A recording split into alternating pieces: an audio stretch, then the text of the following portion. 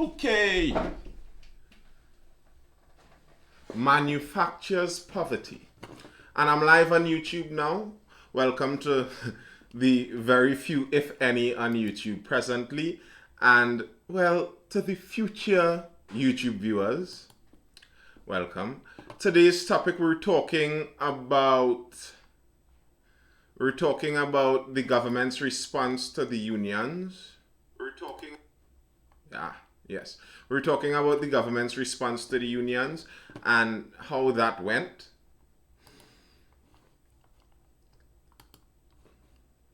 All right. PSA slams PM's vaccine mandate as unlawful. Now, for anyone who has been under a rock or hasn't been paying attention very much, the Prime Minister has recently announced that they're going to have not exactly vaccine mandates. They aren't calling them vaccine mandates, but a vaccine requirement for all public servants. And when we're talking public servants in Trinidad and Tobago, because Trinidad and Tobago has a large amount of public servants. Our state owns quite a bit of enterprises. The state is into the industry and into the business sector. So the state owns quite a bit. So the state has a lot of workers. And because the state has a lot of workers, we have a lot of public servants. So this affects a whole lot of people. Now, nearly all the unions came out in unison saying that we are against these vaccine mandates, these vaccine requirements. The PSA, which is the Public Service Association, their union came out in disagreement with this new policy, saying that they think it's against the law, they think it's unlawful, they don't like it. And this is the PSA now. And this is the PSA now with their new president. The PSA has changed presidents. The old president of the PSA has formally announced that he's actually going to resign. He hasn't only just offered his resignation. The resignation has been accepted and they have chosen a new president that will take his position coming January the 1st. And then now, vaccine showdown. Unions at Whitehall on Wednesday. This is an article from the Daily Express I'm reading from. I want to warn you to allow good sense to prevail. This message was sent to the Prime Minister Keith Rowley by President of the Joint Trade Union Movement, Ansel Roger, yesterday. Roger took Rowley to task over the government's directive to all public servants that they are to be vaccinated by mid-January or their salaries would not be paid.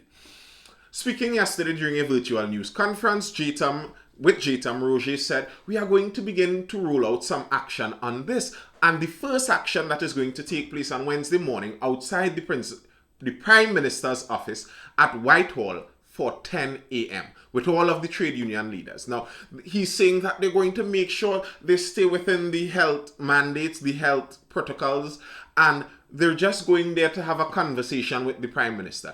And the tone that they're speaking in is a kind of threatening tone that he better listen or else. He must let good sense, yes, on the grind, Mr. Fast and Curious, yes.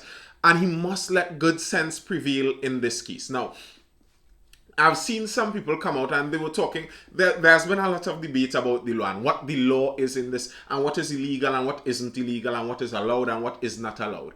But the reality, what the unions have learned since time has begun is that the truth and the power of the matter is in the numbers. If you could get a certain number of people to agree to do something, there's nearly nothing that the government or anyone else could do about it to negate it. There really isn't.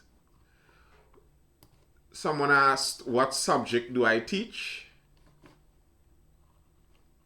Let's see where the chat reach.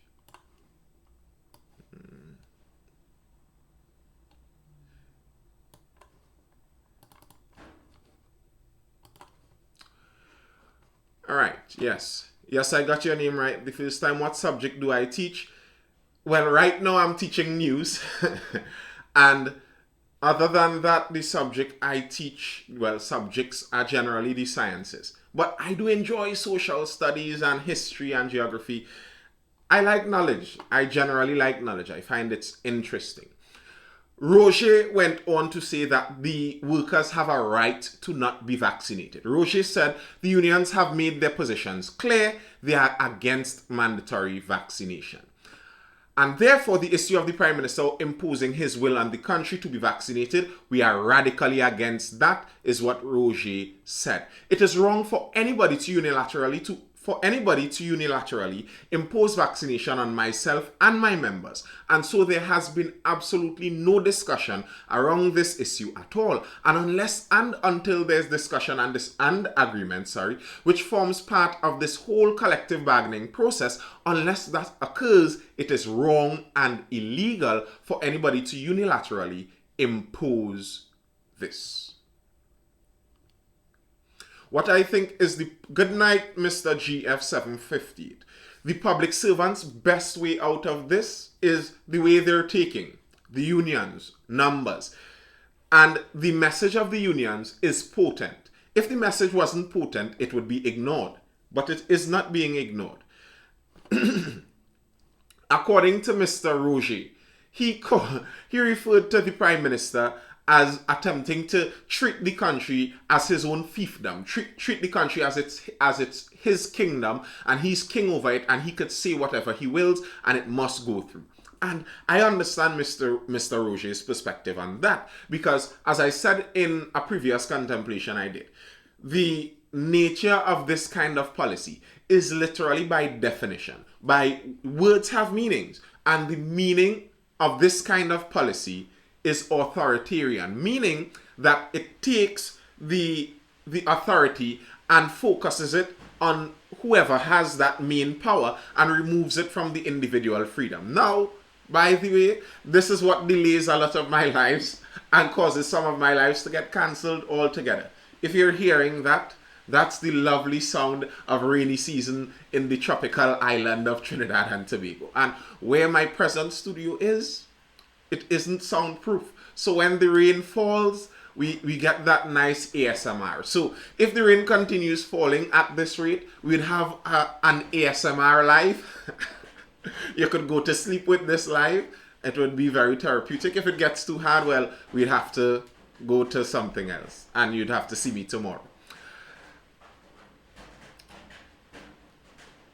And I think part of the proof of where the power is, as someone asked in the chat, how do I think the public service gets out of this? The power is in the numbers. That's where the public service has their power. Yeah, we do have some adverse weather. The public service has their power in numbers, and the reality is there are lots of members of the public service, and the government doesn't want to fire them. The government cannot fire all of them. If they fire all of them, they wouldn't be able to function as a government. So what needs to happen is they need to negotiate now. And what is going to happen as time progresses is you're going to see, I think, the government and the union battle to show who has the numbers on their side.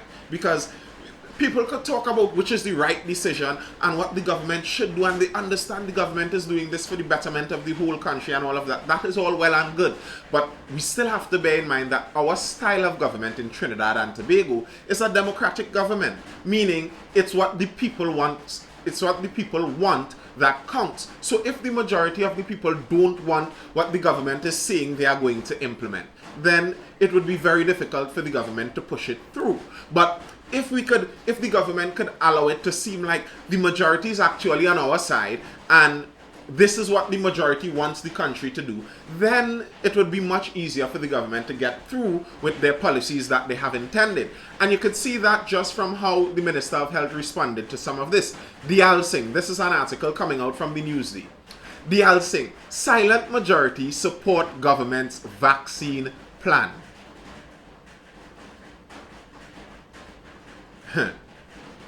Silent majority supports government's vaccine plan. This is from Terence Dial Singh, our Minister of Health. He said the silent majority of the people in Trinidad and Tobago fully support the government's decision that public sector workers who choose not to be vaccinated against COVID-19 for non-medical reasons should be furloughed. Now, I would like to know how he got to this conclusion. He maintains it is not a vaccine mandate. At the COVID-19 news conference on Monday, he supported the announcement the Prime Minister made, yada, yada, yada. Dial Singh observed that many countries are doing this. I don't really care for the argument about many countries are doing this. Many countries are doing this isn't a plausible, to me, it isn't really a plausible argument for Trinidad and Tobago. Because when Trinis talk about the many things that other countries do in different angles, regularly you hear our politicians say, well, Trinidad and Tobago is different and we can't do things like that. So 18 pigeons dancing on the roof. Yes, that's the pigeons dancing on the roof. So it's obvious that what fits in one country cannot automatically fit in another country. And one of the differences that our public servants may have, those who may be unvaccinated and may be worried, one of the benefits that we may have here is that we have a strong union culture. I mean, one of our main highways is literally named after a union boss. So we have a history of unions having a strong say here. And this is why I think the health minister is battling for that numbers game. The silent majority is with us. If you look regularly around the world, the silent majority is a familiar statement you see politicians make, because silent majority means that you may not be seeing public support for what we are doing, but you can rest assured that the majority of the people who are quiet and aren't making noise in public actually support what we want to do. Now, that is true in many cases because the majority of people are generally more quiet. The majority of people want to go about their business. They don't want to get tangled up in too much difficult things. So the majority is usually silent. But it's also a very convenient thing to say, because when the majority is silent, you could always be the one that speaks for them. The majority is silent, so all the majority loves Nathan Springer's content on TikTok. I could say that because they haven't said otherwise. So it's a convenient thing to say that the silent majority wants them.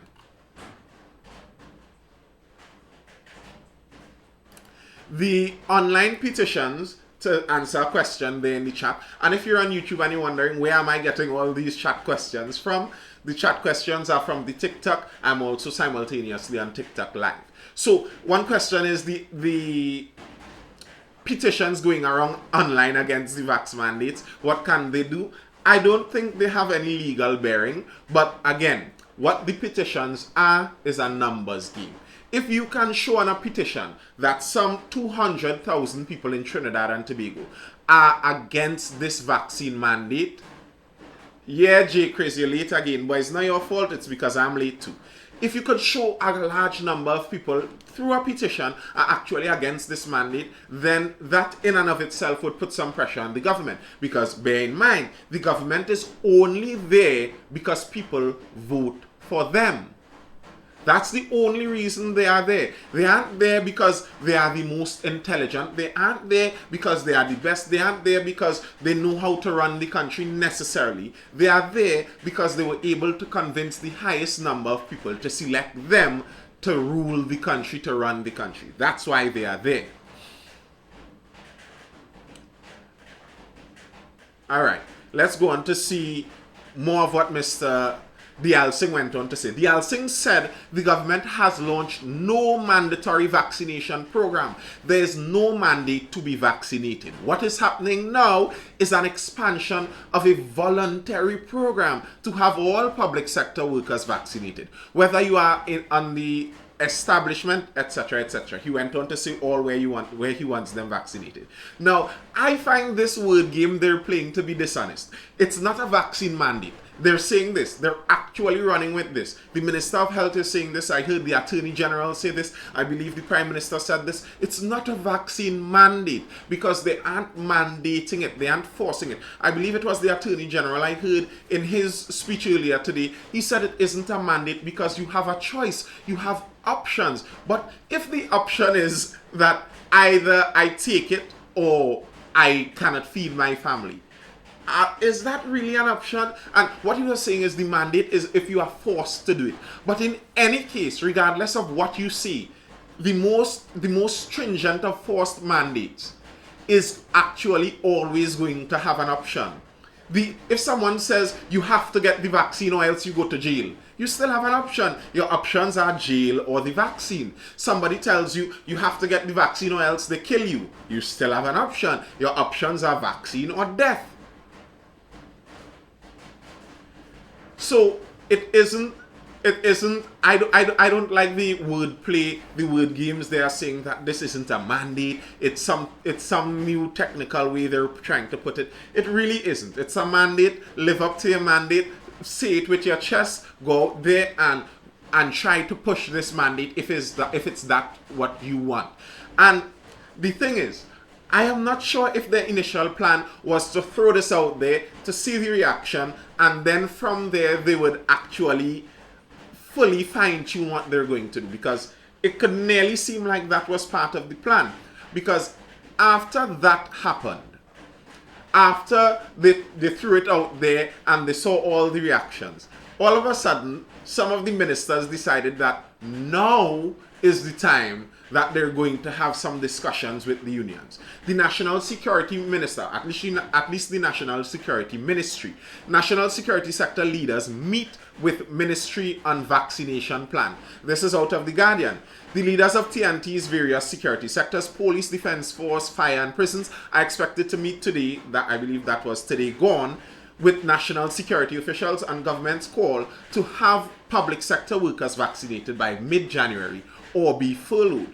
So now they're going to have that meeting. Shouldn't it have been kind of the other way around? If you want to have that meeting and consult people, you have the meeting and consult them before you come out with a policy saying that you have to do this or otherwise you don't get fed? Or was it that the initial strategy at the very jump was to scare the public sector workers and allow them to know that the government is very serious about this right now? They do intend on doing this. So when you come now to the bargaining table, the public sector workers and the public sector unions now have to come to the bargaining table with a conscious awareness that the government means business. And this is what is on the table from the government side. If you want to change their mind, well, that's what you have to do. I wonder if that was part of the plan. Because again, coming from Loop TT News, after pushback, Attorney General invites unions to discuss vaccine mandate. Attorney General Faris Al-Rawi has invited the leaders of various unions to discuss the government's announcement that public sector workers would be mandated to be vaccinated against COVID-19 from mid-January. Al-Rawi was speaking at a virtual media conference on Tuesday afternoon.